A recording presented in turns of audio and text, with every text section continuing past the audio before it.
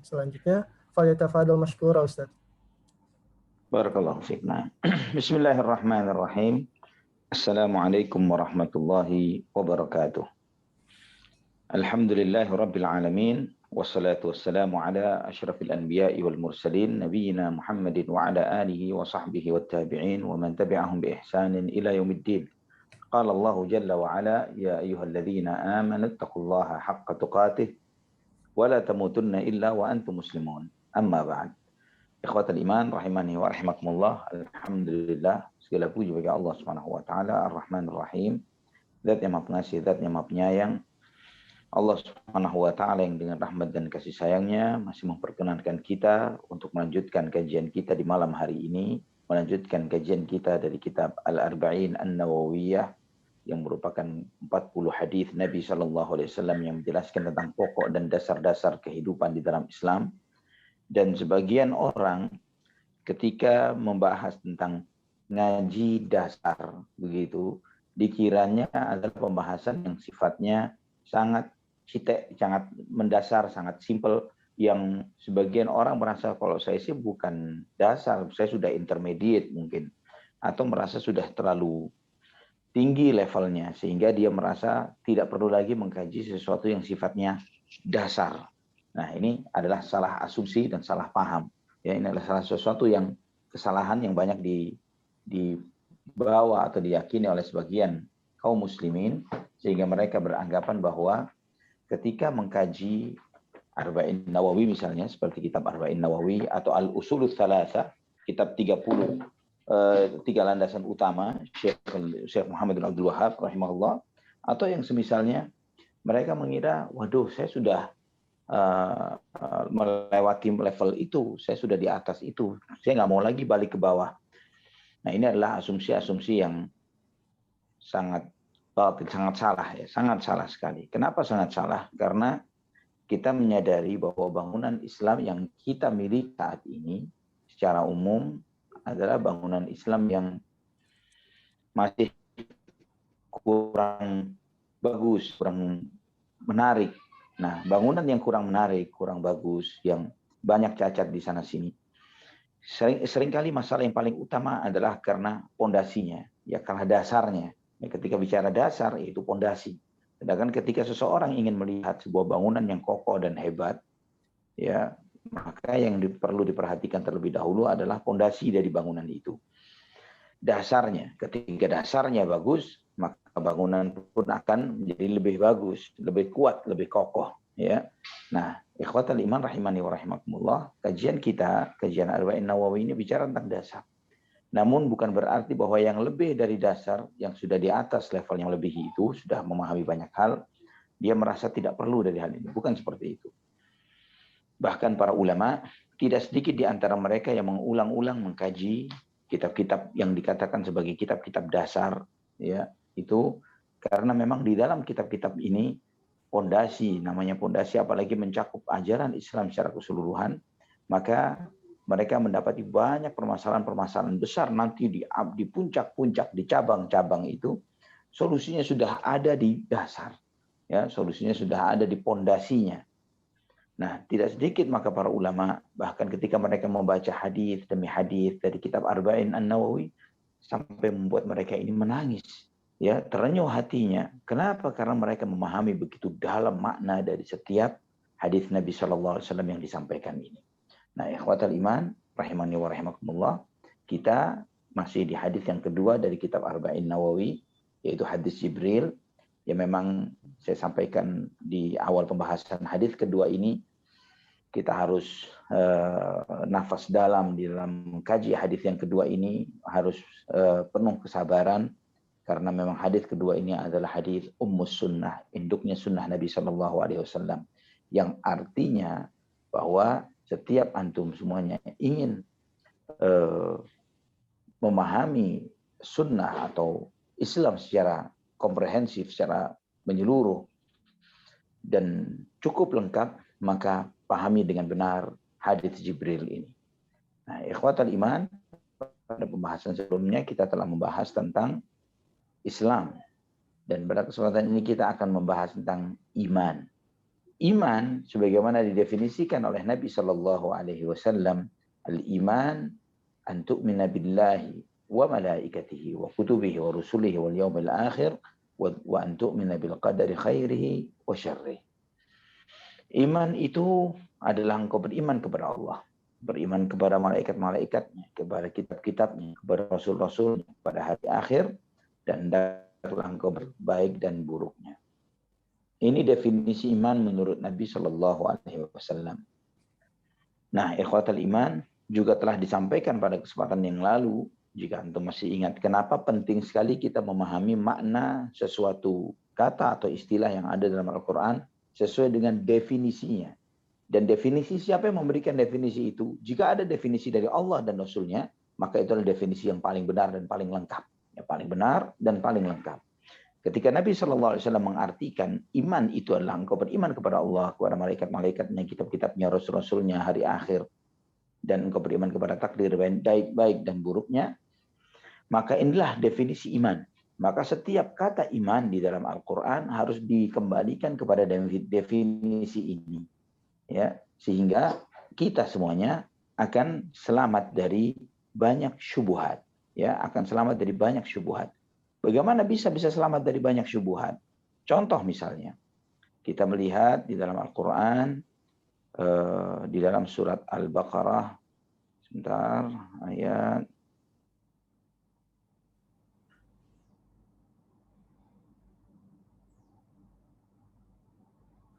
sebentar.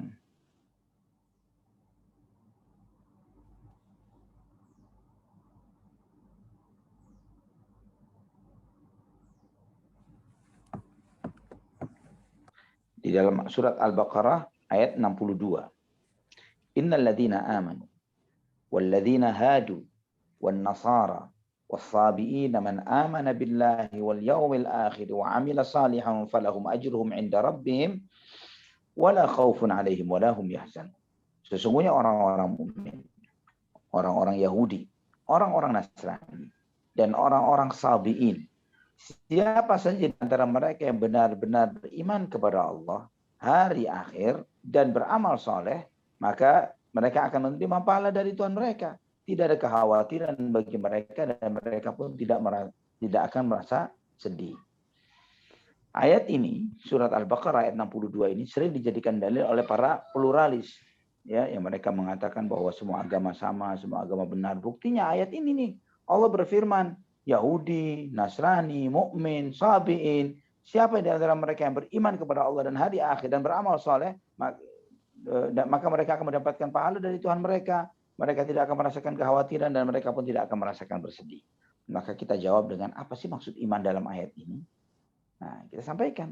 Karena Allah memberikan syarat siapa saja di antara mereka yang benar-benar beriman kepada Allah. Maka kita tanya, apa maksud beriman di dalam ayat ini? Maka jawabannya sederhana. Iman itu, kata Nabi SAW adalah engkau beriman kepada Allah, kepada malaikat-malaikatnya, kitab-kitabnya, rasul-rasulnya, hari akhir, dan engkau beriman kepada takdir baik dan buruknya. Siapakah dari semua golongan yang disebutkan ini yang memenuhi syarat mengimani rukun iman yang 6? Itu clear sudah.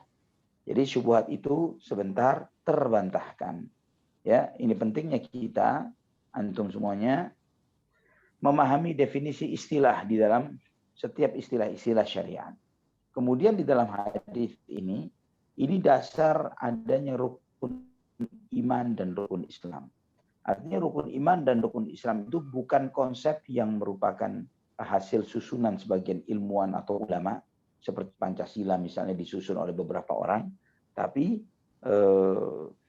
rukun Islam dan rukun iman ini adalah apa yang diajarkan oleh Nabi Muhammad SAW. Maka tidak bisa diamandemen. Ya, beda dengan Pancasila atau Undang-Undang Dasar 45 dan yang semisalnya yang bisa diamandemen. Tapi rukun iman dan rukun Islam ini sesuatu yang baku, yang tidak bisa diotak-atik. Maka juga ketika ada suatu pemahaman keislaman yang tidak mengajarkan akan hal ini, maka bisa kita sampaikan bahwa mereka adalah aliran dan pemahaman yang sesat dan menyimpang. Juga ikhwatal iman. Ketika Rasulullah SAW menyebutkan rukun iman yang 6 ini, bukan cuma sekedar beriman kepada poin-poinnya saja, poin-poin iman kepada Allah, malaikat, kitab, rasul, hari akhir, dan takdir, tapi lebih dari itu adalah tentang bagaimana mengimaninya. Bagaimana mengimani Allah. Bagaimana mengimani tentang malaikat-malaikat, kitab-kitab, rasul-rasul, hari akhir, takdir baik dan buruknya. Bagaimana mengimani hal itu semua. Ya. Karena kata iman bukan cuma sekedar percaya. Karena jika dikatakan iman itu cuma sekedar percaya, Fir'aun pun beriman, iblis pun beriman. Karena percaya Allah ada dan tahu. Tapi bukan itu maksudnya beriman. Nah, maksudnya beriman kepada Allah itu apa? Apa saja yang harus terpenuhi, rukun apa yang harus terpenuhi bagi mereka-mereka yang ingin imannya kepada Allah adalah iman yang benar.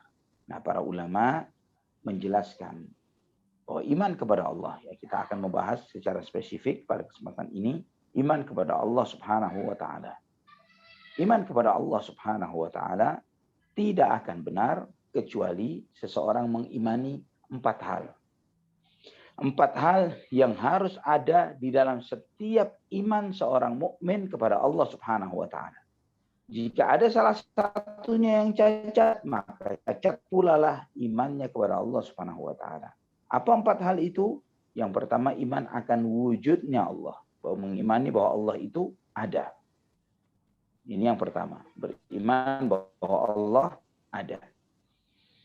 Kemudian yang kedua, beriman bahwa Allah Maha Esa dalam rububiyahnya atau dalam Rabbnya. Ya, iman bahwa Allah Maha Esa dalam rububiyahnya.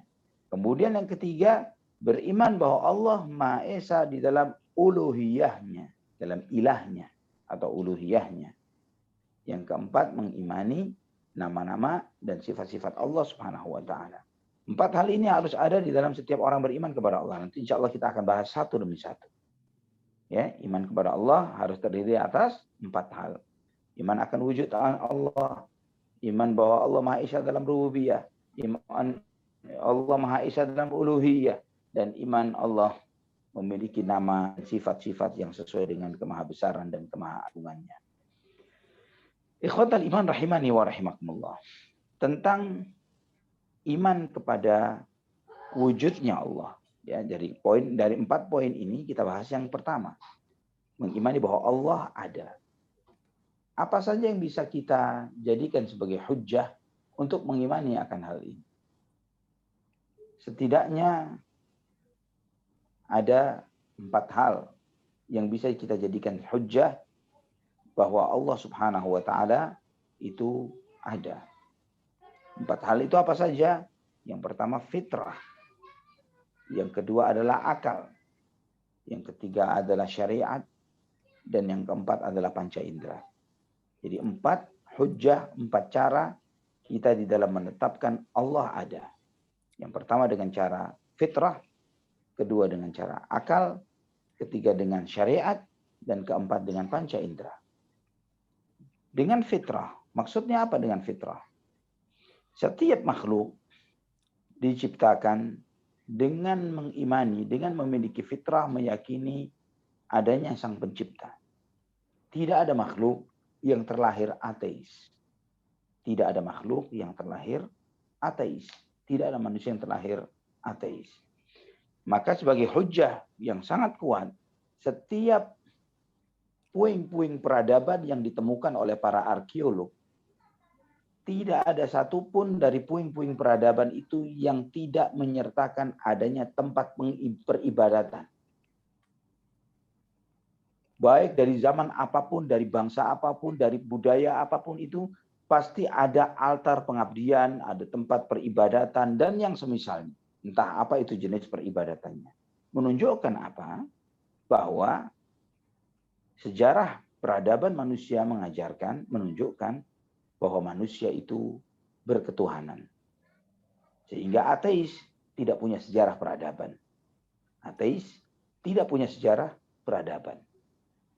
Dan fitrah manusia ini, ikhwatal iman, sebagaimana sabda Nabi SAW, kullu mauludin yuladu 'alal fitrah. Setiap bayi yang terlahir dalam kondisi fitrah. Di antara fitrah itu, Ya, fitrah ini kalau memudahkan kita untuk memahaminya adalah software yang Allah tanam ke dalam diri kita. Jadi ya, fisik ini adalah hardware-nya, software-nya adalah fitrah, hati nurani, ruh, ini software-nya. Tanpa itu semuanya, tanpa akal, tanpa hati nurani, tanpa fitrah, tanpa ruh, kita hanya seonggok daging yang segera harus dikuburkan. Nah, software itu sudah platform yang Allah tanamkan ke dalam setiap masing-masing kita. Ya, sudah built-in internal dari setelah produk itu dikeluarkan kita sudah ada. Sehingga banyak hal kita mengamini, ya, banyak hal secara bersama. Hal-hal yang sifatnya baik, maka kita katakan baik. Orang bertutur kata santun, oh ini orang baik. Bertutur kata kasar, orang jahat, orang buruk. Ya, orang berkata jujur, orang baik. Orang berkata bohong,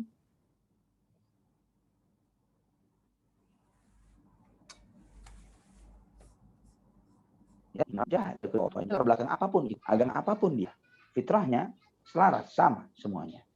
Termasuk juga tauhid. Termasuk juga tauhid. Ya, antum pasti kaget kalau anak katakan bahwa tauhid termasuk fitrah yang digariskan oleh Allah Subhanahu wa taala kepada setiap umat manusia. Bukti yang sederhana untuk membuktikan bahwa tauhid itu adalah sesuatu yang adalah platform yang sudah Allah tanamkan, software yang Allah tanamkan ke dalam setiap fitrah kita, yaitu tidak ada seorang pun di luar Islam, apapun agamanya, yang mau dan menerima bahwa mereka meyakini adanya lebih dari satu Tuhan. Tidak ada satupun agama di luar Islam, penganut agama di luar Islam, siapapun mereka, apapun latar belakang agamanya, ketika antum bertanya kepada mereka, apa nana mau bertanya? Tuhan kamu ada banyak ya? Ya, Tuhan kamu ada banyak ya? Tanyaannya seperti ini, betul-betul antum ajukan. Tuhan kamu ada berapa sih? Sepertinya ada banyak ya, ada fulan, ada fulan, ada fulan, ada banyak sepertinya. Nah, ketika antum mengajukan pertanyaan seperti ini kepada penganut agama apapun itu, mereka akan mengatakan tidak, Tuhan kami satu. Subhanallah, subhanallah. Jika tidak demikian, maka tidak akan mungkin mereka bersepakat untuk mengakui konsep Pancasila yang pertama adalah ketuhanan yang Maha Esa. Padahal mereka lintas keyakinan. Nah, ikhwatal iman rahimani wa rahimakumullah. Ana memiliki sebuah kisah sedikit terkait tentang suku aborigin. Suku aborigin adalah suku yang mereka ini tinggal penduduk asli benua Australia. Ya, penduduk asli benua Australia yang kehilangan identitasnya. Ya, penduduk aslinya sudah tidak terlihat lagi. Ketika Anda katakan Australia, antum tidak akan membayangkan suku aborigin. Ya, antum akan melihat bangsa lain, suku bangsa lain. Nah, itu jika ini adalah sebuah contoh dalam sebuah benua, maka Kepulauan Nusantara pun bisa mungkin seperti itu. Dengan bentuk bagaimana Allah alam bisawab, dan kita tidak mengharapkan hal yang seperti itu terjadi. Ikhwatal iman rahimani wa rahimakumullah. Suku aborigin ini memiliki peradaban dan ketuhanan. Mereka ketika memanggil Tuhannya, mereka memanggil Tuhannya dengan sebutan Atnatu. Atnatu. Atnatu ini yang artinya tidak memiliki lubang. Ya, tidak memiliki lubang. Dan filosofi mereka tentang hal ini adalah bahwa Tuhan yang mereka sembah adalah Tuhan yang satu. Tuhan yang tidak butuh apapun dan siapapun, tapi apapun dan siapapun butuh dia. Tidak punya lubang maksudnya apa? Tidak ada input, tidak makan dan tidak minum. Karena dia tidak makan dan tidak minum, maka tidak ada output. Dia tidak akan buang air. Karena setiap ada input pasti ada output. Nah, subhanallah, peradaban ketuhanan mereka ini, suku aborigin, ternyata jauh lebih modern ketimbang pemahaman keyakinan teologi kaum Nasrani. Orang-orang Nasrani meyakini itu sosok Tuhan diantaranya dalam wujud Nabiullah Isa bin Maryam alaihi salam.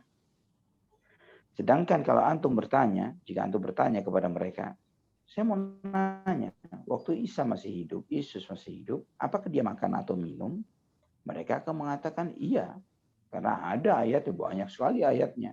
Yesus lapar, Yesus makan, Yesus minum. Banyak sekali ayatnya dalam Injil mereka yang ada sekarang. Injil Matius, Markus, Lukas, dan Yohanes.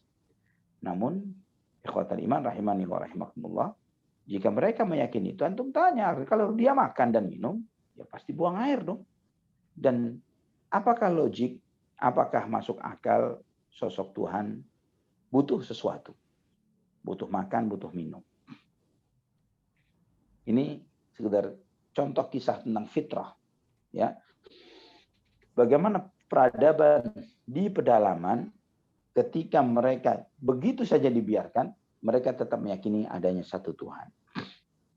Ikhwatan iman rahimani wa rahimakumullah. Ini dalil fitrah. Sehingga setiap orang yang terlahir, mereka meyakini tentang adanya Allah Subhanahu wa taala di dalam hatinya. Ya, dan juga di antara dalil fitrah itu adalah Allah fis sama, Allah di langit, Allah bersemayam di atas arsy. Yang kadang dengan jahilnya sebagian tokoh-tokoh bid'ah ya yang mengajarkan bid'ahnya, mereka mengatakan keyakinan orang Islam meyakini bahwa ahlu sunnah atau salafiyin meyakini bahwa Allah bersemayam di atas arsy seperti keyakinan Yahudi, seperti keyakinan Nasrani, seperti keyakinan ini dan itu dan sebagainya. Ini fitrah manusia ya akhi. Ketika Anda mengingkari hal itu, ternyata dalam praktek, dalam bahasa tubuh Anda sendiri, dalam kajian dan ceramah, berapa kali Anda menunjuk tangan Anda ke langit? Ya, jika Anda meyakini bahwa Allah itu tidak di langit. Ini contoh sederhana kepada dai-dai yang sok mengingkari terhadap hal-hal yang sudah baku di dalam fitrah manusia dan lagi didukung dengan hujah-hujah yang kuat dalam Al-Quran dan sunnah Nabi Shallallahu Alaihi Wasallam. Juga ikhwatal iman rahimani wa rahimakumullah. Kemudian setelah dalil fitrah, ya setelah itu adalah dalil akal. Bagaimana secara akal kita menetapkan adanya Allah Subhanahu wa taala? Ada beberapa kaidah mendasar yang bisa kita pinjam untuk bisa memahami akan hal ini. Bahwa dengan akal kita bisa menetapkan akan adanya Allah Subhanahu wa taala. Yang pertama, al-adamu la yakhluqu syai'an.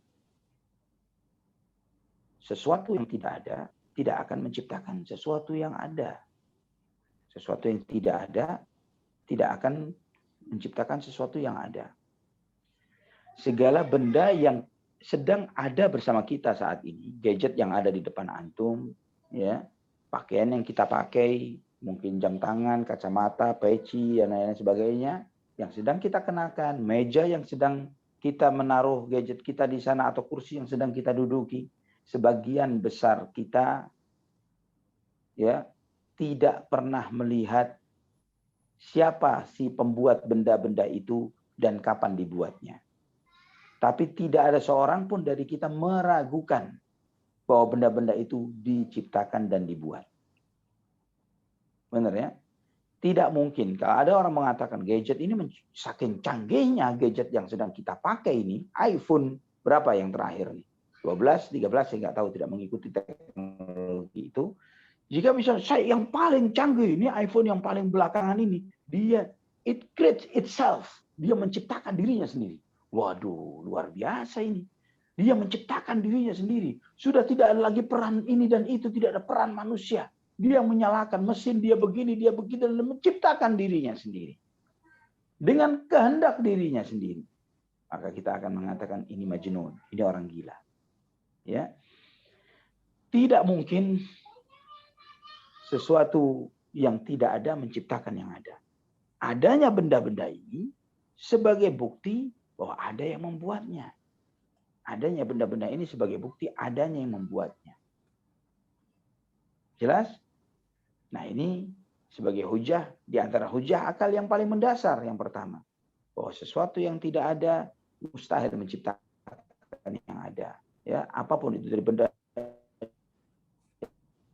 yang tidak terlihat tapi dengan segala keteraturannya.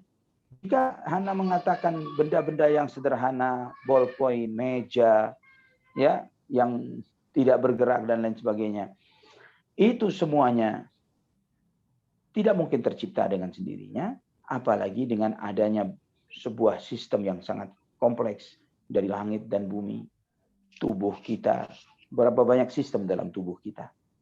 Ada sistem kulit, sistem penglihatan, sistem pencernaan, sistem indera perasa, ya, sistem tulang, sistem peredaran darah, sistem saraf. Berapa banyak sistem dalam tubuh kita. Dan itu mengontrol masing-masing dirinya sendiri. Bicara diri manusia. Kemudian bicara alam semesta. Bagaimana beredarnya bumi, bulan, matahari yang tidak pernah bergeser sedikit pun. Dan itu satu titik dari jutaan titik yang sampai hari ini tidak ada seorang ilmuwan pun bisa menghitung berapa jumlah benda yang ada di langit. Ya. Dan di mana batasnya? Tidak ada yang tahu. Tapi bagaimana mereka bisa beraturan begitu? Dan sampai hari ini, para ilmuwan pun mengetahui, membuktikan dari sejumlah miliaran mungkin galaksi yang bisa mereka akses dengan ilmu teropong mereka, mereka belum menemukan satupun tempat seperti bumi. Seperti bumi, yang dimana di situ ada kehidupan dan yang lain sebagainya. Jika demikian, apakah mungkin yang seperti ini terjadi dengan sendirinya, tanpa kehendak, tanpa ada yang menentukan? Mustahil ya akhi. Nah, ikhwatal iman rahimani wa rahimakumullah. Sesuatu yang tidak ada, mustahil menciptakan yang ada. Apalagi dengan sekompleks yang kita saksikan. Kemudian yang kedua, faqidu syai' la yu'ti. Yang tidak punya sesuatu, bagaimana bisa memberi? Yang tidak punya sesuatu, bagaimana bisa memberi? Ketika antum ingin bersedekah, setidaknya antum harus punya apa yang ingin antum sedekahkan. Apakah itu berupa harta, ataukah itu berupa ilmu, ataukah itu berupa tenaga. Jika antum tidak memiliki salah satu dari ketiganya ini, antum hanya bisa menjadi penonton saja. Nah, karena tidak bisa memberikan apapun. Faqidu syai' la yu'ti. Nah, kemudian makhluk yang ada, yang diantaranya kita dan makhluk yang ada yang lainnya ini. Mereka ini hidup, mereka tumbuh, bernafas, melihat, mendengar, memiliki keinginan dan kehendak, memiliki insting dan yang lain sebagainya. Apakah mungkin ada penglihatan, ada pendengaran, ada kehidupan, dan itu semuanya didapat dari sesuatu yang tidak punya penglihatan, pendengaran, kehendak, kehidupan, dan yang lain sebagainya? Seperti klaim orang-orang ateis yang mengatakan bahwa ini terjadi dengan sendirinya begitu saja. Sudfah begitu saja. Ini hanya mekanisme yang terjadi begitu saja tanpa ada yang menghendakinya. Ya. Faqidu syai' la yu'ti. Sesuatu yang tidak punya sesuatu tidak akan bisa memberi. Ya. Bagaimana dia bisa memberi penglihatan sedangkan dia tidak memiliki penglihatan? Bagaimana dia bisa memberi pendengaran sedangkan dia tidak memiliki pendengaran? Bagaimana dia bisa memberi kehidupan sedangkan dia tidak memiliki kehidupan? Ini sesuatu yang secara logika mendasar setiap manusia bisa menerimanya. Kemudian kaidah yang ketiga, fit tafakkuri fil masnu' yadullu ala ba'd sifat sani'. Ketika kita bertafakkur, memikirkan tentang suatu benda, itu akan menunjukkan sebagian dari sifat si pembuat. Dengan bertafakkur, memikirkan tentang suatu benda, itu akan menunjukkan sebagian dari sifat si pembuatnya. Contoh, pakaian yang kita pakai. Walaupun kita tidak kenal dengan Pak siapa atau Bu siapa yang menjahit baju yang sedang kita pakai, maka kita bisa meyakini bahwa dia adalah seseorang yang entah itu jenis kelaminnya laki-laki atau wanita, memiliki kain, memiliki gunting, memiliki alat jahit, memiliki skill dan kemampuan untuk mengubah bentuk kain yang sifatnya gelondongan dan lembaran itu, kemudian mengukurnya dengan pas, memiliki alat ukur pastinya, ya. Walaupun ini kita hanya berdasarkan tafakkur saja, memikirkan, ya, karena kita sebagaimana tadi yang sampaikan, tidak ada satupun seorang pun dari kita menyaksikan, mengetahui bagaimana baju yang sedang kita pakai dibuat. Nah, ikhwatal iman rahimani wa rahimakumullah. Jika dengan metode yang seperti ini, kita manfaatkan untuk bertafakkur, memikirkan tentang ciptaan-ciptaan yang ada. Kita bicara tentang misalnya ayam. Ayam ini dia muncul dari sebutir telur yang dierami oleh induknya. Ketika dia masih di dalam cangkang telur, seringkali orang-orang ateis itu sering memperdebatkan, dulu mana ya? Telur atau ayam? Ayam atau telur? Telur atau ayam? Ayam atau telur? Seringkali begitu. Padahal ada pertanyaan yang menarik yang enak kita ajukan kepada mereka. Pertanyaan sederhana. Yaitu, sebelum adanya ayam, makanan buat ayam sudah ada belum? Sebelum adanya ayam, makanan untuk ayam sudah ada atau belum? Pastinya sudah ada.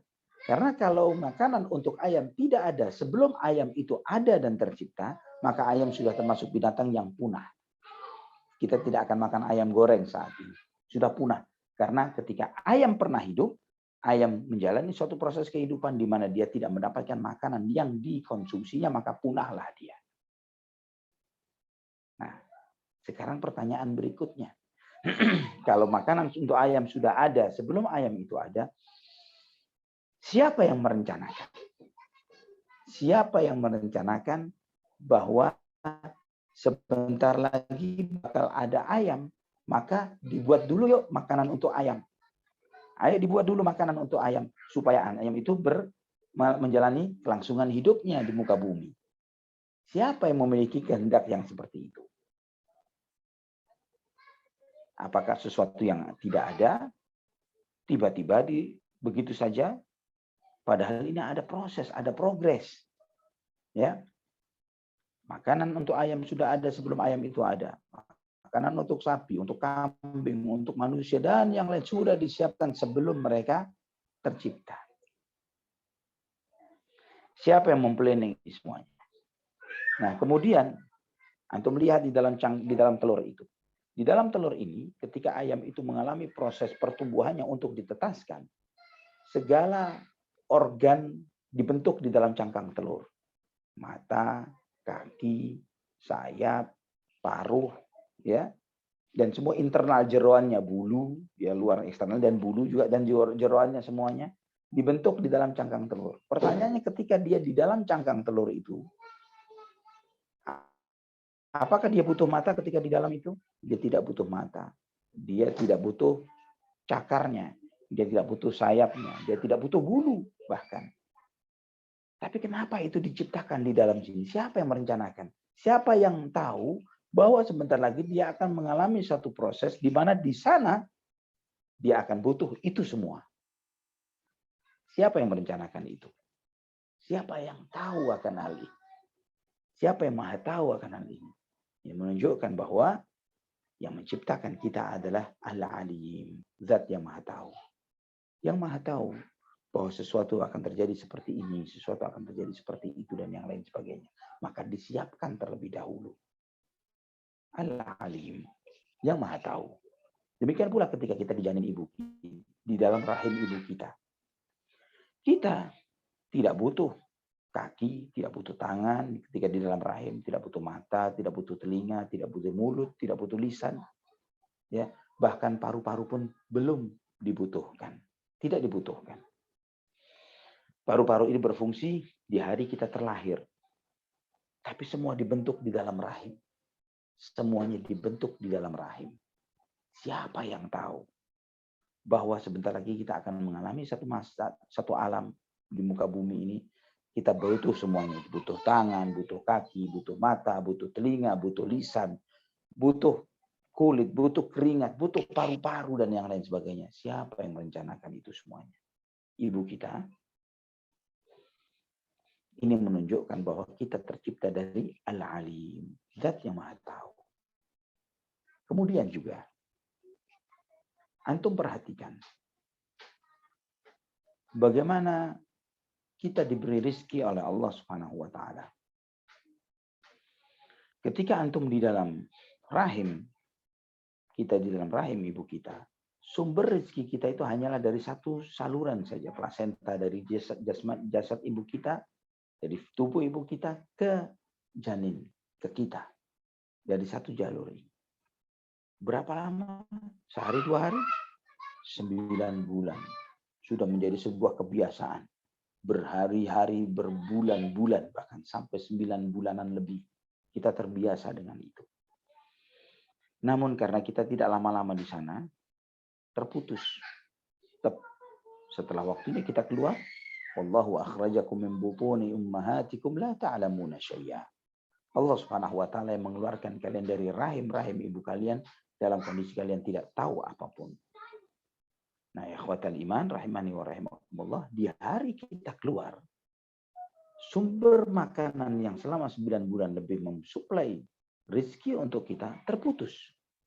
Tapi ternyata bukan begitu saja kemudian setelah terputus kita dilepas. Ternyata ada sumber lain yang merupakan sumber yang paling bergizi yang ada di muka bumi, yang tidak bisa ditandingi oleh ilmu pengetahuan manapun, teknologi apapun, yaitu air susu ibu kita, ASI. Tiba-tiba itu switch off, ini switch on. Itu mati, ini nyala. Subhanallah. Ya, nyala. Dan anak teringat pernah diskusi dengan seorang ateis dan tanyakan yang seperti ini, siapa yang merencanakan itu semuanya? Dan subhanallah si ateis ini kebingungan, tidak bisa menjawab. Dia telepon atasannya, telepon gurunya di depan anak. Dan gurunya mengatakan itu jawaban panjang yang butuh diskusi dan lain sebagainya. Anak sampaikan, Anda punya anak usia berapa TK? Tanya kepada anak Anda yang TK, yang masih bersih fitrahnya ini. Siapa yang menciptakan itu? Siapa yang memberi itu? Ikhwatul iman rahimani wa rahimakumullah. Kemudian kita tidak selamanya bergantung dengan ASI. Maka kemudian ditumbuhkan gigi secara bertahap. Dan antum melihat bagaimana bentuknya ASI itu. Ya, ASI itu tidak keluar dalam kontur bentuk seperti bubur ayam misalnya yang membuat langsung bayi tersedak dan mati. Tapi dengan begitu lembutnya, dengan gizi yang luar biasa, dan bahkan ilmu pengetahuan modern menunjukkan, membuktikan bahwa kualitas ASI yang keluar dari seorang ibu terhadap janinnya, terhadap bayinya, itu berbeda-beda sesuai dengan kondisi si bayi. Maksudnya, ketika bayi sehat, ASINya akan berbeda dengan ketika bayi sakit. Siapa yang menyetel ini? Siapa yang mengontrol hal yang seperti ini? Ini ilmu pengetahuan modern membuktikan akan hal itu. Silakan browsing, ya, kualitas ASI bagi seorang bayi yang sakit dan bagi bayi yang sehat dari ibu yang sama. Subhanallah, berbeda. Siapa yang men-setting itu? Ya Rab, ya Rab, ya Rab. Kemudian ikhwatal iman, setelah itu kita ditumbuhkan gigi, kita bisa makan yang lebih dari cuma sekedar ASI, mulai yang halus dari cuma buah-buahan yang dihaluskan, bubur, sampai kita dewasa. Dari satu sumber orang tua kita saja kita mendapatkan rezeki, kemudian dibukakan pintu lain, sehingga semakin luas dan tidaklah seseorang bertambah usianya kecuali pintu-pintu rezekinya semakin dibuka oleh Allah, bukan semakin disempitkan. Walaupun sebagian besar kita semakin bertambah usia, semakin ketakutan akan rezeki. Subhanallah. Dari kita memikirkan tentang poin ini, kita melihat bahwa yang menciptakan kita adalah Ar-Razzaq, Zat yang Maha memberi rizki. Belum lagi ketika kita memikirkan tentang siklus piramida makanan. Ya Allah, jika antum memikirkan pelajaran biologi dulu ini, piramida makanan, bagaimana ini dimakan oleh itu dan seterusnya. Kemudian setelah itu ada pengurai. Ya Allah, siapa yang mengatur ini semuanya? Dan apa jadinya jika tidak ada bakteri pengurai di muka bumi ini? Ya Allah, bagaimana nasibnya bumi kita ini? Dari sejak zaman Nabi Adam alaihissalam sampai manusia terakhir yang kita tidak pernah tahu. Namun Allah telah menegaskan, alam naj'alil arda kifata ahya'a wa amwata. Bukankah kami telah jadikan bumi ini sebagai tempat yang cukup untuk ditempati oleh mereka-mereka yang hidup dan mati. Subhanallah. Ikhwatal iman rahimani wa rahimakumullah. Dengan bertafakur yang seperti ini kita meyakini, oh subhanallah, Allahur Razzaq, Allah yang maha memberi rizki. Allah yang maha memberi rizki. Siapapun, apapun di alam semesta ini telah diatur. Jangan manusia, binatang, sampai bakteri, pengurai pun telah diberi rizkinya masing-masing oleh Allah subhanahu wa ta'ala. Siapa yang mengatur ini semuanya? Subhanallah. Subhanallah. Kemudian juga ikhwatal iman rahimani wa rahimakumullah. Kita melihat postur kita. Tubuh ini. Antum melihat rambut dan bulu yang tumbuh di tubuh kita. Cara kepala saja. Ada rambut, ada alis, ada kumis, ada janggut. Ada bulu mata.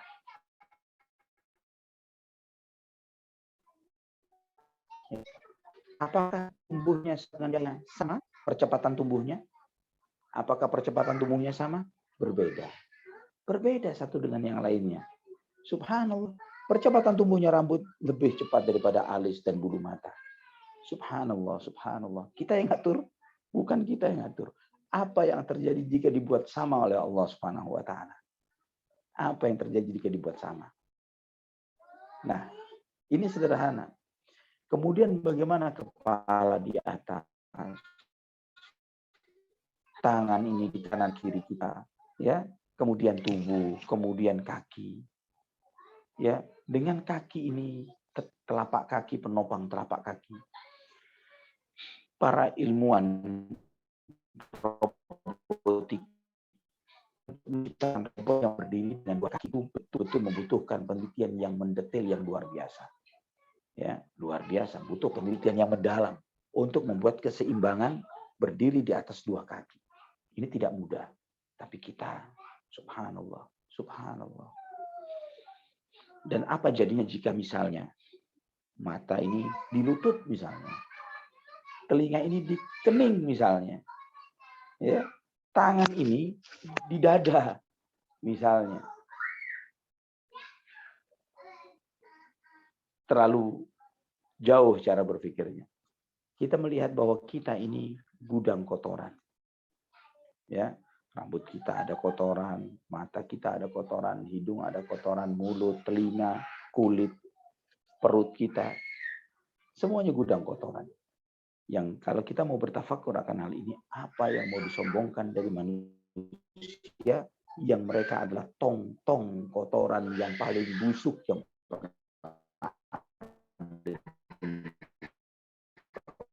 bumi. Bagaimana bentuk kotoran yang satu dengan yang lainnya berbeda-beda.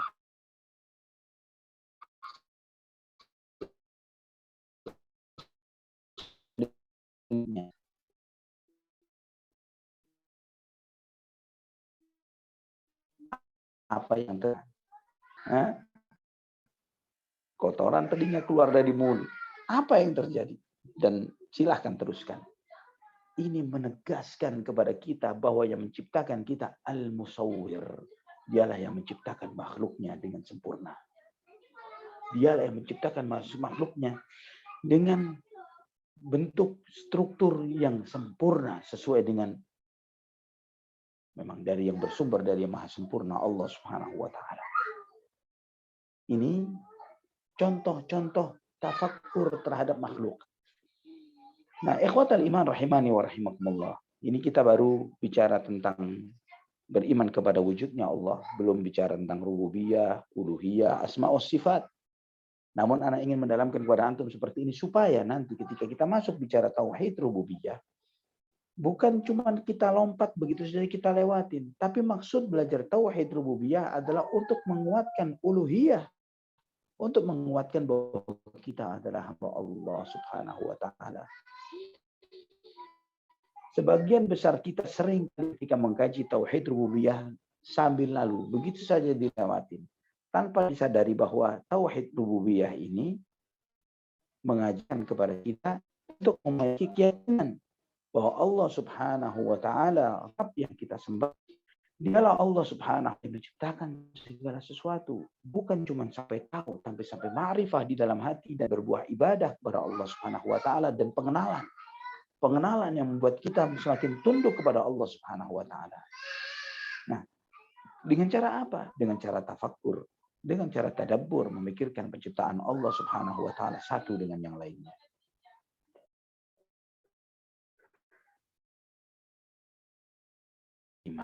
Coba antum perhatikan yang terakhir kesempatan ini dalam dalil akal. Nanti mungkin ini Allah pada kesempatan berikutnya. Dalil akal. Makanan yang tumbuh-tumbuhan yang tumbuh. Tumbuh-tumbuhan yang tumbuh. Apakah dia tumbuh begitu saja tanpa membutuhkan unsur apapun di luar dirinya? Biji atau benih. Kita lempar begitu saja dan kita taruh di atas meja, dia bisa tumbuh? Tidak. Dia butuh unsur lain. Dia butuh air. Dia butuh cahaya.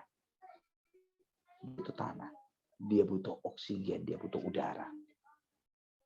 Karbon dioksida dia butuh itu.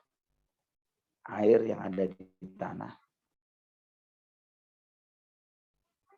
Udara, karbon dioksida yang ada di udara ini, yang itu adalah waste-nya kita, sampahnya kita, diserap oleh mereka dan mereka memberikan kepada kita oksigen. Kemudian cahaya sinar matahari yang berapa ribu atau ratus ribu kilometer dari kita, atau juta mungkin kilometer dari kita, ternyata saling berkesinambungan satu dengan yang lain. Saling berkesinambungan untuk kelangsungan hidup manusia. Dan jika antum perhatikan ya ikhwatal iman, bagaimana biji itu bisa tumbuh dari tanah jika tanah itu sekeras batu yang keras. Batu kali yang keras, antum taruh di dalam batu kali tumbuh, tidak akan bisa tumbuh. Dia akan tumbuh di tanah. Ya, atau yang sekontur dengan itu. Nah, jika bumi ini bentuknya semuanya keras, semuanya keras sekeras batu atau sekeras diamond. Ya, diamond ini adalah unsur yang paling keras yang ada di muka bumi yang diketahui oleh para ilmuwan. Dan bahkan sudah ditemukan ada satu planet yang begitu besarnya, kalau tidak salah hampir sebesar matahari. Semuanya terbuat dari diamond. Diamond planet. Satu planet full diamond. Ini ilmuwan sudah mengakui akan hal itu. Dan ilmu-ilmu ini mengajarkan kepada kita, jika ada menurut ilmu pengetahuan modern manusia, sebuah planet full terbuat dari diamond, dari mutiara,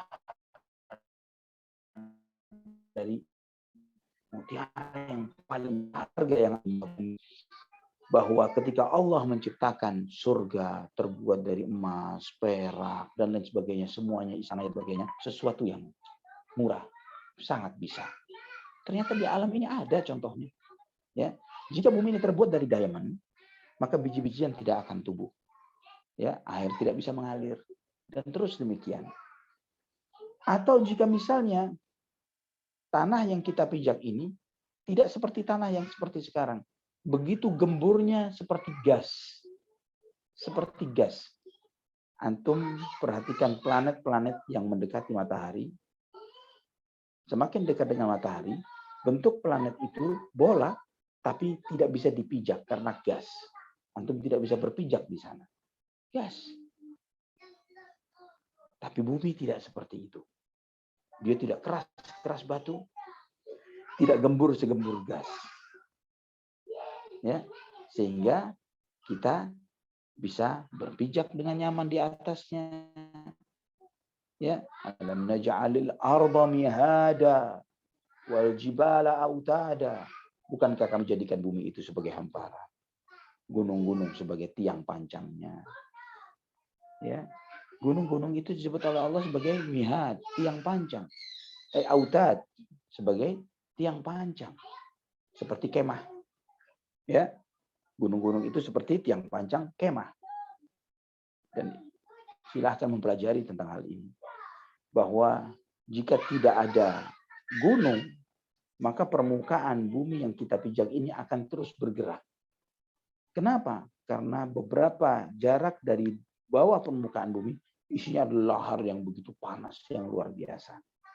Tapi dengan adanya tiang-tiang pancang itu membuat daratan itu tetap stay di tempatnya. Sehingga GMAP masih bisa dipakai. Apa jadinya kalau daratan itu pindah-pindah?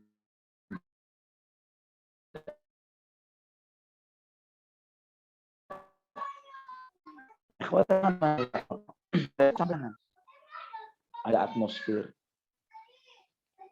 ada gravitasi. Atmosfer ini yang menjadi pelindung bumi terhadap segala sesuatu yang di dalam jangan keluar, menguap begitu saja, atau yang di luar jangan begitu saja gampang masuk ke dalam bumi. Ozon, lapisan ozon. Terus kemudian gravitasi yang tidak begitu kuat sehingga kita susah untuk melangkah, dan tidak begitu ringan sehingga seperti kita di pesawat antariksa. Ya. Ukuran ini siapa yang ukur? Terik panas matahari yang terukur dengan baik, cuaca yang silih berganti siang dan malam. Coba lirik ke planet sebelah sana, planet sebelah sini. Bagaimana kalau Anda menghayalkan untuk tinggal di situ? Apa infrastruktur yang harus disiapkan untuk membuat hidup seperti bumi? Ini contoh-contoh tafakkur, tadabbur yang jika itu manfaatkan akan sampai kepada sebuah kesimpulan. Rabbana ma khalaqta hadza batila subhanak faqina adzabannar. Ya Allah, ya Tuhan kami, tidak ada yang kau ciptakan ini sia-sia. Maha suci Engkau ya Allah, jauhkan kami dari api neraka. Tidak ada yang salah dalam ciptaanmu, bahwa semua apa yang terlihat yang ditunjukkan ini menunjukkan kemahagungan dan kemuliaanmu ya Allah. Dan itu menunjukkan akan kebenaran utusan-utusanmu, karena mereka menyampaikan semua seperti apa yang kami lihat, kami saksikan, kami rasakan, kami jalani ya Allah. Barakallahu fikum. Mungkin sampai di sini kesempatan pada malam hari ini. Silahkan jika ada yang ditanyakan. Barakallahu fikum. Barakallahu fikum. Syukran jazakallah Ustaz atas ilmunya. Barakallahu fikum. Selanjutnya kita masuk ke sesi tanya jawab, insya Allah. Maaf Ustaz, tadi Anda matiin kamera karena koneksi kurang bagus. Takutnya suara antum lebih terganggu. Sempat macet juga sedikit. Nah. Mohon maaf buat teman-teman semua. Semoga ilmunya bisa dengan jelas diterima walaupun ada sedikit kendala. Masuk ke sesi tanya jawab. Untuk di Zoom silakan di kolom chat, atau kalau mau bertanya langsung bisa raise hand insya Allah. Dan untuk di Clubhouse juga bisa raise hand atau di back channel ke salah satu admin, salah satu moderator, sorry. Ini ada penanya pertama dari Clubhouse, Ustaz. Penanya pertama dari Bang Jiang. Ana naikin dulu sebentar. Bismillah, Bang Jiang, Kif. Ya. Alhamdulillah. Assalamualaikum warahmatullahi wabarakatuh. Barakallahu fiikum Ustaz atas faedah yang diberikan. Assalamualaikum dan jazakumullah khair untuk ikhwah yang mengaji yang masih rutin ngebuat kajian. Ustaz, afwan Nana izin bertanya Ustaz. Tadi kan Ustaz menyampaikan bahwasannya salah satu bentuk iman yang kita bahas di sini adalah meyakini Allah ada. Pertanyaan Nana Ustaz, apakah ini salah satu bentuk rusaknya iman kita jika kita di saat keramaian menunjukkan kesolehan kita, tapi ketika bersendirian kita dengan mudahnya bermaksiat kepada Allah Subhanahu wa taala Ustaz. Dan jika ini memang adalah bentuk salah satu dari wujud rusaknya iman meyakini Allah itu ada, bagaimana cara kita mengantisipasinya atau mengatasinya Ustaz? Karena jika ini kan berarti berbahaya Ustaz. Mungkin Ustaz bisa memberikan faedah kepada kami semua sini. Barakallahu fikum Ustaz. Wafikum barakallah. Yang antum tanyakan itu memang diantara bagian dari level-level keimanan. Orang yang selalu menyadari bahwa Allah Subhanahu wa Ta'ala itu ada, menyadari bahwa Allah Subhanahu wa Ta'ala senantiasa menyaksikan, melihat, dan mendengar, dan selalu sadar kondisinya dalam keadaan seperti itu, maka ini adalah seorang mukmin yang berada di tingkat level yang tertinggi, yaitu tingkatan ihsan. Ya, kita masuk dalam konteks pembicaraan hadits Jibril ini. Al-ihsan an ta'budallaha ka'annaka tarahu fa in lam takun tarahu fa innahu yaraka. Ihsan yaitu engkau beribadah kepada Allah Subhanahu wa Ta'ala seakan-akan engkau melihatnya, dan jika engkau tidak sanggup pada tingkatan itu, yakini bahwa Allah Subhanahu wa Ta'ala senantiasa melihatmu. Ini penegasan Nabi SAW tentang ihsan. Namun manusia ini adalah pelupa. Manusia ini suka lalai. Manusia ini gampang untuk tidak ingat kepada Allah Subhanahu wa Ta'ala. Nah, itu yang menyebabkan seperti yang antum sampaikan tadi, bahwa seringkali kita ketika di majelis ilmu seperti ini baru teringat kembali hal-hal baik tentang iman, tentang takwa, tentang amal saleh. Namun ketika kita matikan dan kemudian kita beralih kepada kegiatan-kegiatan kita yang lainnya, lupa semuanya dengan hal itu semuanya. Ya, ini memang diantara sifat zaluman jahula yang Allah sebutkan tentang manusia. Zalim, bodoh. Ya, sangat zalim dan sangat bodoh. Ini diantara sifat mendasar kita. Dan itulah kenapa adanya syariah, adanya din ini, adanya diutusnya para nabi, diturunkannya kitab-kitab suci, adalah untuk mengupgrade, ya, untuk mengupgrade kualitas kita yang rendahan itu, untuk semakin meningkat kualitas kita ini menjadi lebih baik.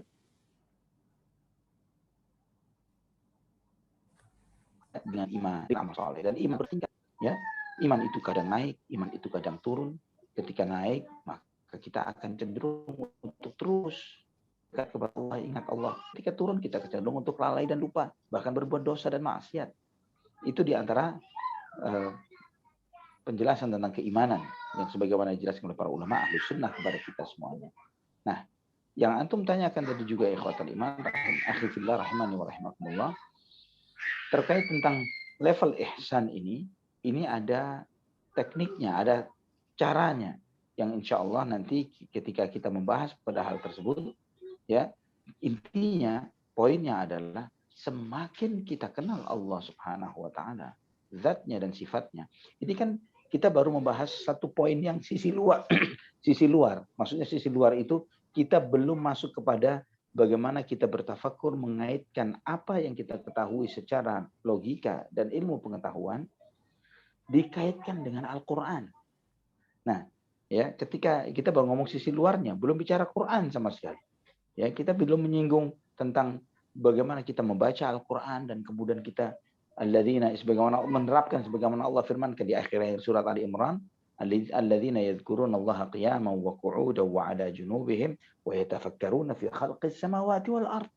Mereka berzikir mengingat Allah berdiri, duduk, berbaring, ya, dan mereka memikirkan penciptaan langit dan bumi. Itu yang disampaikan oleh Imam Ibnu Qayyim rahimahullah di dalam Miftah Daris Sa'adah tentang bagaimana seorang mukmin jika ingin dia meningkatkan level keislaman dan keimanannya menjadi terus di-upgrade, maka dia harus memerankan dua fungsi ini, zikir dan fikirnya. Berzikir yang terbaik dan berfikir yang terbaik. Karena tidak semua fikir itu baik. Ada fikir negatif, ada fikir positif. Insya Allah itu nanti, ya, itu nanti. Itu nanti setelah ketika kita mulai secara bertahap kita ngaji ini, maka insya Allah kita akan masing-masing insya Allah ya Rabbana ya Karim punya alat yang bisa kita manfaatkan untuk semakin mengupgrade iman kita sampai kepada tingkatan ya Rabbana ya Karim. Kita berharap kepada Allah sampai kepada tingkatan ihsan sebagaimana tingkatan para nabi, para rasul, para siddiqin, syuhada dan orang-orang saleh. Wallahu a'lam bishawab. Masya Allah, jazakallah khair Ustaz. Hayakallah. Barakallahu fikum. Assalamualaikum warahmatullahi wabarakatuh. Waalaikumsalam warahmatullahi wabarakatuh. Selanjutnya dari Clubhouse lagi Ustaz, insya Allah dari Rati ya. Tafadol, mohon tidak melembutkan suaranya dan diharapkan untuk mengucapkan salam terlebih dahulu serta mendoakan karakter. Tafadol.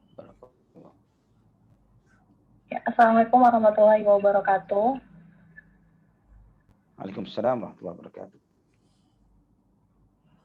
Barakallahu fiik Ustaz, semoga senantiasa dalam kesehatan dan dalam perlindungan Allah Subhanahu wa taala. Amin ya Rabb. Afwan Ustaz ingin bertanya, Allah Subhanahu wa taala ialah zat yang maha adil, maha mengetahui dan maha bijaksana.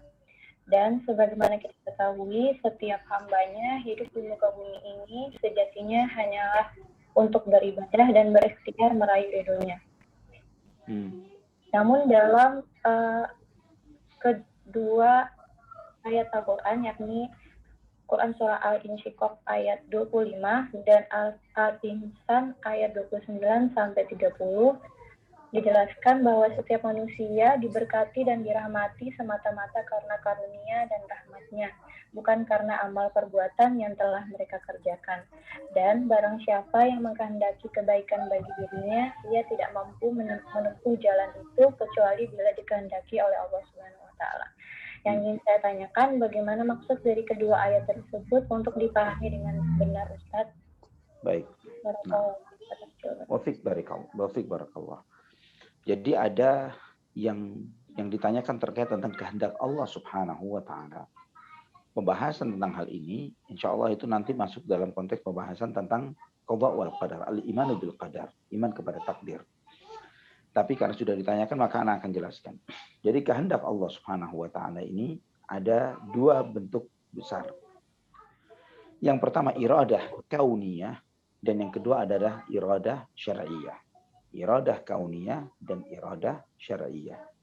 Iradah kauniyah adalah terkait tentang penciptaan.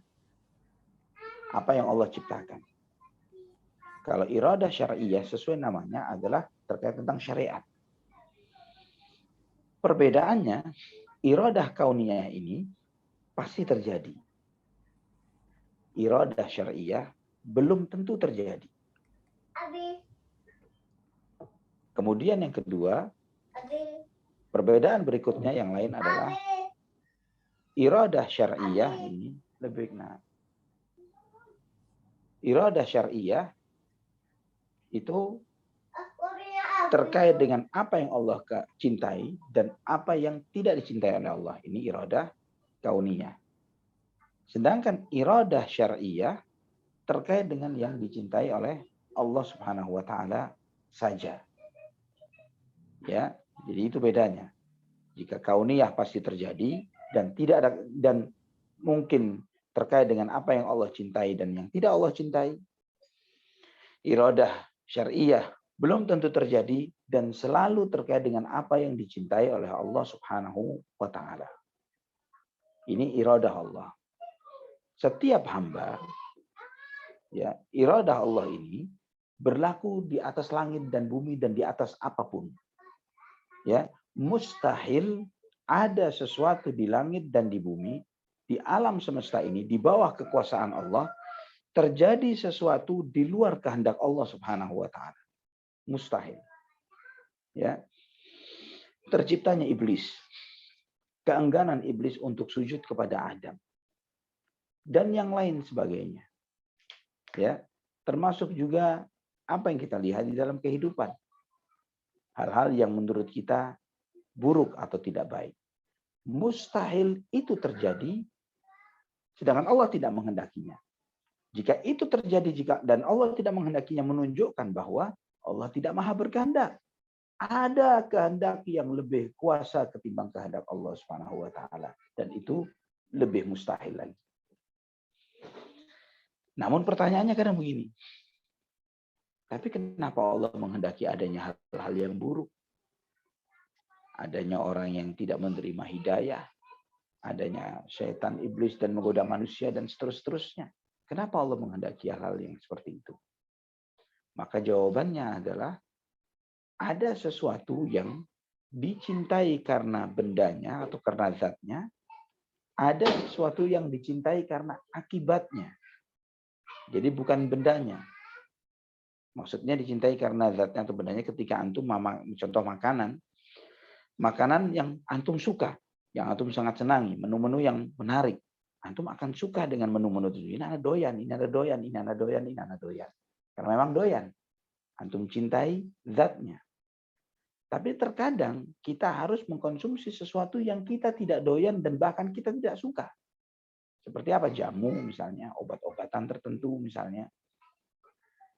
Atau misalnya melakukan sesuatu yang memang kita tidak suka. Seperti harus disuntik dan lain sebagainya.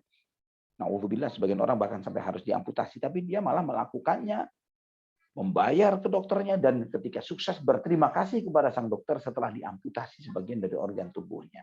Apakah dia suka akan hal itu? Tidak. Tapi dia menyukai akibatnya. Ya, hikmah di balik itu. Ini yang ditetapkan oleh Allah Subhanahu wa taala Al-Hakim, yang maha bijaksana. Jadi, apa yang terjadi di muka bumi, di langit dan di bumi, terjadi atas kehendak Allah. Tidak mungkin tanpa kehendak Allah. Dan hal-hal buruk yang kita lihat, yang kita rasakan, yang kita hadapi, bukan karena Allah Subhanahu wa taala menghendaki keburukan itu, tapi Allah Subhanahu wa taala menginginkan hikmah yang besar di balik adanya keburukan tersebut. Yang terkadang sebagian hikmah itu bisa kita lihat dan rasakan, dan juga banyak sekali yang kita belum sampai kepada hal itu. Wallahu a'lam bishawab.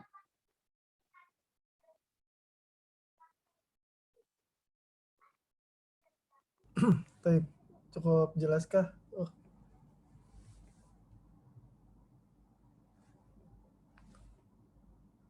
Ya, cukup. Jazakallah. Jazakallah. Ustaz. Jazakallahu khairan. Selanjutnya ada pertanyaan di kolom chat dari Zoom. Izin Ana bacakan. Ini mungkin di luar tema, Ustaz. Ana izin dulu sebelumnya.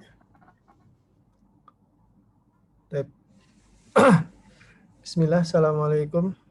Jazakumullahu khairan Ustadz dan tim ahensi atas ilmu dan kesempatan yang diberikan. Semoga Allah selalu mudahkan kita semua untuk menuntut ilmu syar'i. Amin ya rabbal alamin. Ana mau bertanya, Ustadz, bagaimana tips-tips yang efektif untuk meningkatkan iman ketika futur, terlebih lagi di masa sekarang? Kemudian mohon nasihat juga Ustadz untuk mengingatkan para penuntut ilmu mengenai keutamaan dan keistimewaan dalam menuntut ilmu beserta dalil-dalilnya agar para thalibul ilmi semakin istiqomah. Barakallahu fikum.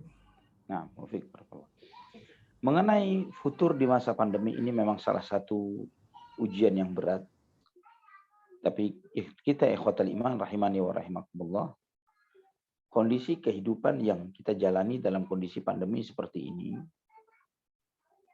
tidak lebih buruk ketimbang misalnya kehidupan para salafun saleh terdahulu, atau bahkan jangan terlalu jauh salafun saleh yang sekian ratus tahun ya. Bahkan kehidupan kita yang kita jalan sekarang dengan kehidupan orang yang 100 tahun yang lalu misalnya, itu kondisi kita masih jauh lebih baik dengan banyak hal ya. Sampai anak pernah melihat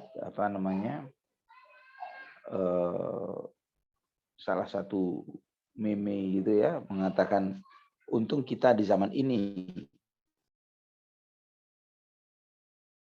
terjadi PPKM. Zaman Kia lumayan urutan itu katanya begitu. Anda tidak game apapun mereka mengatakan lebih baik kondisi sekarang, mungkin banyak varian game yang bisa mengisi mereka di zaman belum ada handphone, bahkan belum ada telepon kabel misalnya. Itu kehidupan manusia di zaman itu, dan itulah masa yang paling lama yang pernah dijalani oleh kehidupan manusia. Jika bisa antum bayangkan bagaimana mereka hidup di masa itu. Mereka di rumah mereka, mereka di tempat kerja mereka, mereka di mana mereka berada, ya memang betul-betul tidak terhubung dengan siapapun di luar diri mereka sendiri dan bersama siapa mereka berada. Nah, ikhwatal iman rahimani wa rahimakumullah. Maka kalau kita memikirkan, oh subhanallah, tapi bagaimana mereka bisa istiqamah, bagaimana mereka bisa bertambah ilmu dan iman dan amal. Ternyata kuncinya hal-hal yang sangat sederhana. Ya, kurangi interaksi kita dengan gadget, dengan alat-alat elektronik ini yang menghabiskan boros waktu kita untuk hal-hal yang negatif. Ya, perbanyak fokus kita kepada hal-hal yang bermanfaat. Karena Nabi SAW mengajarkan ihris ala ma yanfa'uka wasta'in billahi wa la ta'jaz. Fokuslah kepada apa yang bermanfaat untuk dirimu. Mintalah pertolongan kepada Allah dan jangan pernah kendur, jangan pernah surut, jangan pernah lemah. Ya, ketika kita semuanya fokus kepada hal yang bermanfaat, maka kita akan memikirkan apa sih yang bermanfaat untuk saya saat ini untuk agama. Manfaat agama yang bermanfaat untuk agama saya, untuk dunia saya. Apa yang tidak manfaat kita kesampingkan. Yang tidak manfaat kesampingkan, yang manfaat penuhi, ramaikan. Mungkin saatnya saat ini antum yang sudah sekian lama belanja buku sejak kapan waktu, yang paling jauh kita buka adalah daftar isinya. Mungkin kondisi pandemi ini saatnya mulai kita melahap buku-buku itu halaman demi halaman. Mungkin saatnya sekarang ini kita mulai membuat daftar ilmu agama yang belum kita ketahui, yang bakal nanti ditanyakan oleh Allah Subhanahu wa taala ketika kita kembali, ketika kita dikubur. Kita akan ditanya tentang sholat kita, bagaimana sholat kita, bagaimana wudhu kita, bagaimana ibadah kita, dan lain sebagainya. Bagaimana interaksi kita dengan orang-orang di sekitar kita. Hal-hal yang belum kita, sesuatu yang bakal ditanyakan oleh Allah kepada kita, dan belum kita memahaminya, mungkin saatnya saat PPKM seperti ini kita membuat listingnya, dan kemudian mulai melakukan hal-hal tersebut, dan juga membuat listing hal-hal yang tidak boleh kita lakukan, dan kita tinggalkan hal-hal itu, yang memalingkan kita dari fokus yang semestinya. Kemudian, di antara kiat untuk kita bisa istiqamah, yang paling mudah, di antaranya yang paling mudah yang membuat keberkahan di dalam umur dan waktu dan usia kita, dan kehidupan kita adalah Al-Quranul Karim. Jangan kosong hari kita dari Al-Quran. Baca Quran, baca Quran, baca Quran, baca Quran. Baca Quran. Itu yang paling mudah. Coba buat sebuah komitmen untuk terus membaca Quran dalam sehari. Minimum berapa halaman? Silahkan. Sesuai dengan kemampuan kita masing-masing. Karena di situ ada hal-hal positif yang tiba, yang datang kepada kita, trigger-trigger yang mengarahkan kepada hal-hal yang lebih baik lagi. Ketika kita selalu mengisi hari kita dengan memulainya dengan membaca Al-Quran. Wallahu a'lam bishawab. Kemudian terkait tentang talabul ilm, ikhwani wa akhwati fillah rahimani wa rahimakumullah, menuntut ilmu adalah di antara hal yang paling positif yang bisa kita lakukan di masa PPKM seperti sekarang. Dan tidak ada kemudahan seperti sekarang. Ketika kemarin, sebelum masa PPKM, antum ketika ingin menghadiri majelis ilmu atau mengundang orang ustadz, ya antum harus membutuhkan effort yang luar biasa. Ada tim penjemputan lah, ada harus memikirkan apa untuk sang ustadz, tempat di mana, izin, dan yang lain-lain sebagainya. Ya, namun dalam kondisi sekarang, Masya Allah, antum seperti mendapatkan menu yang luar biasa. Mau belajar apa? Mau cari siapa? Mau belajar dari mana? Ya, dari sekualitas ustadz seperti apa? Antum bisa mendapatkan kemudahan itu sekarang dengan begitu mudahnya.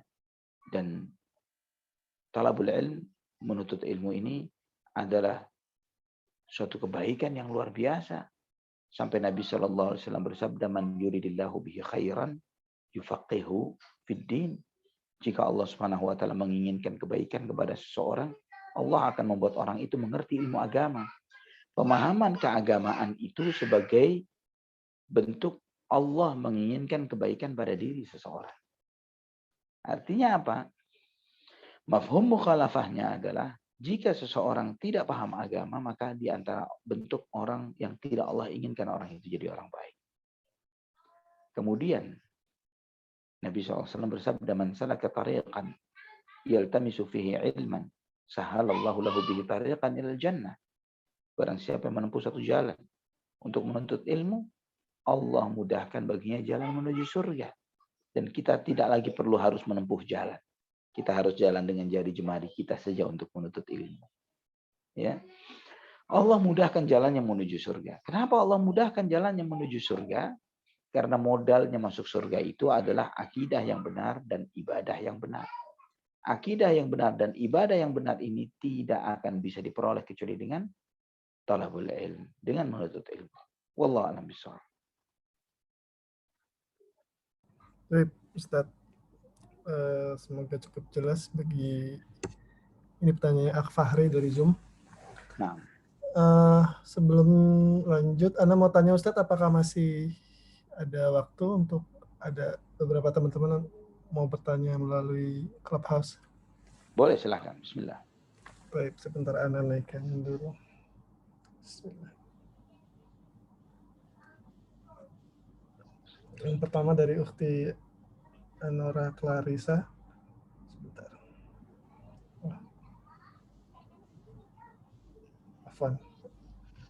Dari Ratih sepertinya. Tafadol, silakan. Assalamualaikum warahmatullahi wabarakatuh. Semoga Allah merahmati Ustaz beserta keluarga dan teman-teman semuanya. Aku Ustaz ingin bertanya, Ustaz, apabila Ana bertikai sama Afwan di luar tema Ustaz. Ya. Ana ingin menanyakan, apabila Ana bertikai dengan seseorang yang zalim kepada Ana, bertikai. Sehingga selama pertikaian itu hati Ana jadi resah gitu. Jadi kayak ada hasad jadi kayak gelisah gitu. Jadi, tapi Ana beri inisiatif untuk membersihkan hati Ana, untuk meminta maaf terlebih dahulu kepada beliau, agar pertikaian di antara kami selesai gitu, Ustaz.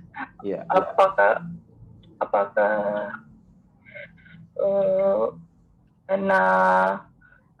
mengapa Ana minta maaf duluan terlebih dahulu sebelum beliau meminta maaf kepada Ana? Barakallahu fiik, Ustaz. Wa fiik barakallah. Ukhti fillah rahimani wa rahimakumullah. Ketika kita menghadapi masalah dengan seseorang dan kemudian kita berinisiatif untuk terlebih dahulu melakukan kebaikan, itu adalah sesuatu yang Anda bacakan ayat Al-Quran tentang hal ini di dalam surat Fussilat ayat 34 dan 35. Allah Subhanahu wa taala berfirman, "Wa la tastawi al-hasanatu wa la sayyi'ah, idfa' billati hiya ahsan, fa idza alladhi bainaka wa bainahu 'adawatun ka'annahu waliyyun hamim. Wa ma yulaqqaha illa alladhina sabaru, wa ma yulaqqaha illa dzu hazzin 'adzim." Dan tidaklah sama kebaikan dan kejahatan. Tolaklah kejahatan itu dengan cara yang lebih baik. Kejahatan yang kamu rasakan, balas dengan kebaikan. Maka tiba-tiba orang yang antara kamu dan dia ada permusuhan, akan berubah menjadi teman yang sangat setia. Jadi, yang darinya musuh, akan berubah menjadi teman yang sangat setia. Wa ma yulaqqaha illa alladziina sabaru. Sifat-sifat yang baik itu tidak akan dianugerahkan melalui hanya kepada orang-orang yang bersabar. Wa ma yulaqqaha illa dzu hazzin 'adzim.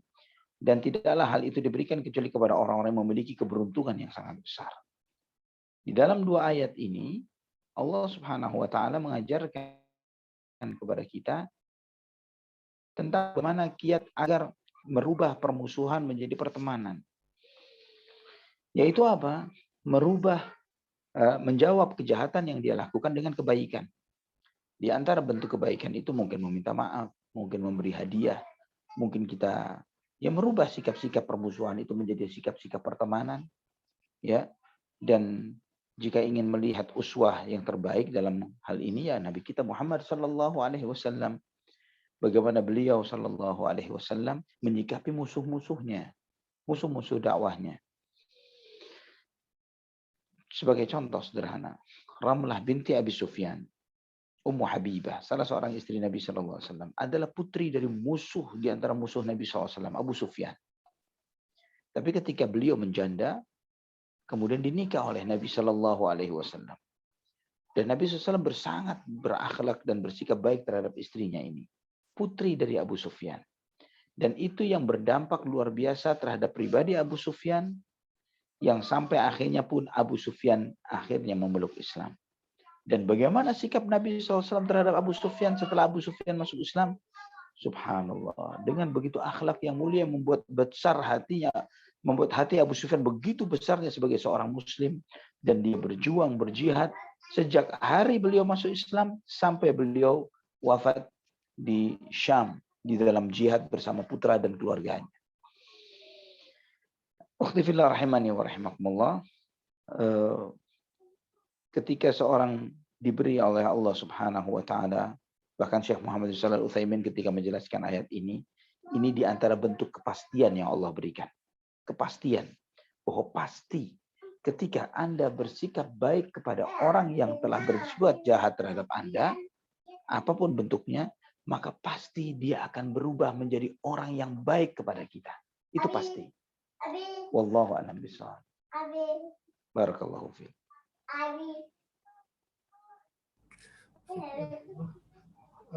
Keif, Ufti, apakah sudah cukup jelas? Barakallahu fiik Ustaz. Mafiq barakallah. Masya Allah. Sebentar Anda cek kembali di.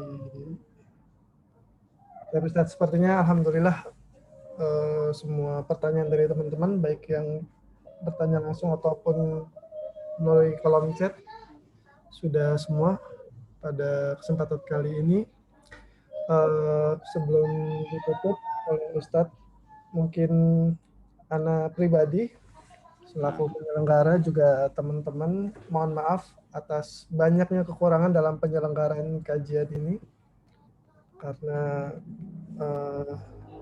segala bentuk kekurangannya itu dari Ana pribadi dan kesalahan-kesalahan dari Ana pribadi dan juga dari syaitan. Apa yang baik dari Allah Subhanahu wa taala. Ana berharap semoga kajian ini bisa memberikan manfaat kepada teman-teman semua, khususnya juga buat anak pribadi. Tapi insya Allah kita akan lanjut di pertemuan berikutnya. Kita doakan juga sama-sama semoga Allah biasa merahmati dan memberkahi usia serta ilmu Ustadz, sehingga beliau juga bisa senantiasa memberikan ilmu dan faedah serta nasihat-nasihatnya kepada kita semua dalam kajian-kajian berikutnya juga ke depan. Ustadz, sebagai penutup, mungkin intisari dari apa yang kita kaji bersama pada malam ini. Fadhil Ustadz. Nah, ikhwani wa akhwati fillah rahimani wa rahimakumullah. Di kesempatan malam ini kita membahas bagian dari membahas tentang iman kepada Allah Subhanahu wa taala. Dan subhanallah, pembahasan kita terkait tentang sesuatu yang jarang sekali dipahami oleh sebagian kaum muslimin yang mengkaji tentang keislaman dan keimanan. Kita belum pernah terpikir untuk menunjukkan secara mendasar tentang bagaimana kita mengimani atau menunjukkan iman kita akan keberadaan Allah Subhanahu wa taala. Ya, hal yang seperti ini sesuatu yang hampir tidak pernah dikaji, dipelajari. Sedangkan ini sesuatu yang sangat mendasar yang perlu ada di dalam keyakinan kita. Nah, ikhwatul iman rahimani wa rahimakumullah, perbahasan ini masih berlanjut insyaallah. Kita masih membahas tentang iman kepada Allah Subhanahu wa taala. Kita dari 4 dalil yang Ana sampaikan, kita baru membahas 2, yaitu dalil fitrah dan kemudian dalil akal, yang insya Allah pada pembahasan berikutnya kita akan melanjutkan pembahasan iman kepada Allah dan kenapa kita perlu mengkaji ini dengan lebih mendasar ya, dengan pemahaman yang mulai dari hal-hal yang paling sederhana. Ana memberikan contoh-contoh. Tujuannya adalah supaya pemahaman ini begitu mengakar dan mengendap di masing-masing. Pondasi yang kuat, bangunan iman dan Islam yang kuat dan kokoh, insya Allah bisa kita bangun dengan pondasi yang kuat. Allah Ta'ala ala wa alam bisawab. Mungkin sampai di sini kajian kita pada kesempatan malam ini. Insya Allah kita dipertemukan oleh Allah Subhanahu wa Ta'ala di kajian yang akan datang. Kita cukupkan dengan membaca doa kafaratul majlis. Subhanakallahumma bihamdik. Asyhadu an la ilaha illa anta astaghfiruka wa atubu ilaik. Wassalamualaikum warahmatullahi wabarakatuh. Barakallahu fikum jami'an. Baik, barakallah. Syukran, jazakallah khair Ustaz. Terima kasih buat teman-teman semua yang sudah hadir. Barakallahu fikum jami'an. Ustaz.